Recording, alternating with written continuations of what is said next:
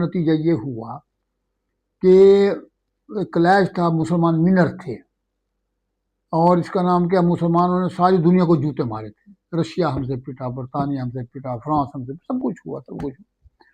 لیکن بالآخر قدرت کو یہ منظور تھا کہ مسلمانوں کے اقتدار ختم کیا جائے، اس لیے کہ مسلمانوں کے اقتدار ختم کر کے قدرت کچھ اور کام ایسے لینا چاہتی تھی جو مسلمانوں کے اقتدار میں رہنے سے نہیں ہو سکتے تھے. ٹھیک ہے، بعض لوگ اعتراض کرتے ہیں کہ جی پھر مسلمانوں کے اقتدار ختم کیوں ہوا؟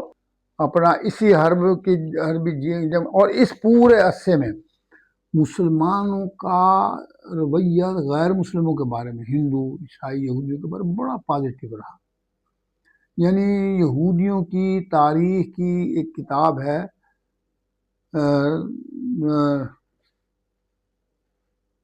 ٹوٹ اور اہم ترین واقعات، اور اس اہم ترین واقعات میں انہوں نے واقعات کے سن اور واقعات کا حوالہ دیا ہے، اور اس نے کئی مقامات پر تسلیم کیا ہے کہ مسلمان حکمرانوں کی وجہ سے ہم بچ گئے، ورنہ عیسائی ہمیں ختم کرتے، ورنہ عیسائی ہمیں ختم کرتے.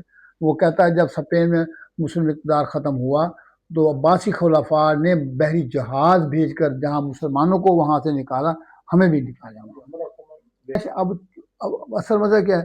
اصل مسئلہ یہ تھا کہ یہودی حضرت عیسیٰ علیہ السلام کے دور سے دنیا میں ان کی کوئی پولیٹیکل حیثیت نہیں تھی، ٹھیک ہے نا جی، لیکن پولیٹیکل حیثیت تھی یا عیسائیوں کی یا مسلمانوں کی، اس لیے عیسائیت اور مسلمانوں کے درمیان کلیش رہا، اور یہودی اندرون خانہ خاموشی سے اپنی طاقت بڑھاتے رہے، اور ان کی طاقت بڑھانے کا طریقہ کار یہ تھا کہ معاشیات پر غلبہ حاصل کرو.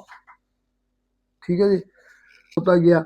آخر پھر یہودیوں نے یہ دیکھ کر کہ عیسائیت کچھ بھی ہے تو ہماری ہی، عیسائی مذہب ایک ریفارمیٹو مذہب تھا یہودیت کے اندر، یہودیت کی ایک اصلاحی تحریک تھی، اس لیے تمام تر اختلافات کے باوجود یہودیوں نے مطلب ہے کہ عیسائیت کو سپورٹ مطلب ہے کیا ہے.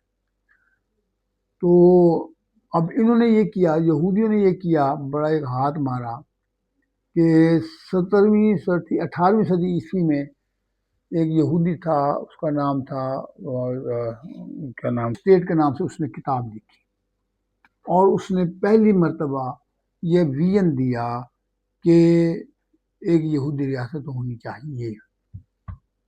وہ بھی نیٹ پر پڑھی، میرے پاس اس کی ہارڈ کاپی ہونی چاہیے. سر، یہودیت کا ایک کمال ہے جس کو ہمیں سلام کرنا پڑتا ہے، اور وہ یہ ہے کہ اپنا یہودی 2000 سال تک نیل خوار ہوئے ہیں. سر، دنیا میں کہیں بھی عزت سے ان کو نہیں دیکھا جاتا تھا، ان کو شہروں سے باہر بسایا جاتا تھا، اور ان پر پابندی تھی جب شہر میں آئے تو بیج لگا کر آئیں کہ میں یہودی ہوں، اور وہ نفرت کرتے تھے ان سے. لیکن یہودیوں نے اندرون خانہ یہ کیا کہ معاشیات پر جہاں گئے معاشیات پر کنٹرول، معاشیات پر کنٹرول، یہ ان کی پالیسی بڑی کامیاب تھی. ایک دوسرا یہودیوں کی بڑی کامیاب پالیسی یہ تھی کہ یہودیوں نے اپنے مذہبی طبقے کی معاشرے پر بزرگی اور برتری کو تسلیم کیا. جیسے پاکستان میں ہے نا کہ مذہبی کی سپیریئرٹی تسلیم کی گئی، اور اس حد تک تسلیم کی گئی کہ یہودی جہاں بھی تھے، جو بھی خاندان تھے، وہ کسی نہ کسی یہودی ربی کے ماتحت ہوتے تھے اور اس کے مطلب احکام پر عمل کرتے تھے. یعنی 2000 سال تک یہودیوں نے اپنے مذہبی لوگوں کو پس پشت نہیں ڈالا، اور ان مذہبی لوگوں کا یہ بہت بڑا کارنامہ ہے کہ انہوں نے 2000 سال تک یہودیوں کے ذہنوں سے یہ بات نہیں نکلنے دی کہ فلسطین تمہارا ہے، تم نے لینا ہے.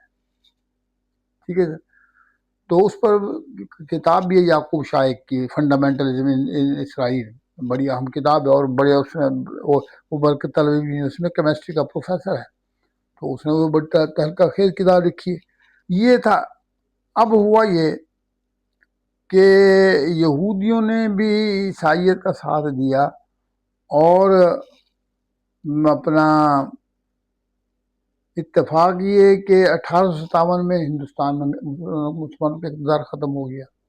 ٹھیک ہے نا جی، اور بادشاہ سلامت قید کر دیے گئے اور قصہ ختم ہو گیا. تو اور ترکی میں بھی خلافت ڈاواں ڈول تھی. خاصی کمزور ہو چکی تھی، ورنہ ترکی کی خلافت نے ساری دنیا کو جوتے مارے ہوئے تھے پہلے۔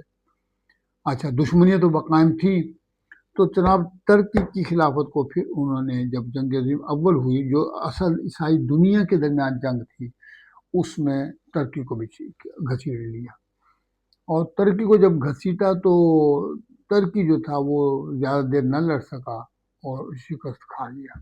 اب اس شکست کا جو نتیجہ نکلا وہ یہ نکلا کہ یورپی دنیا نے مل کر یہ طے کیا کہ یہ ترکی کی خلافت جو 3 بر اعظموں پر پھیلی تھی، اس کے حصے بکھرے کیے جائیں، تاکہ یہ دوبارہ جو ہے وہ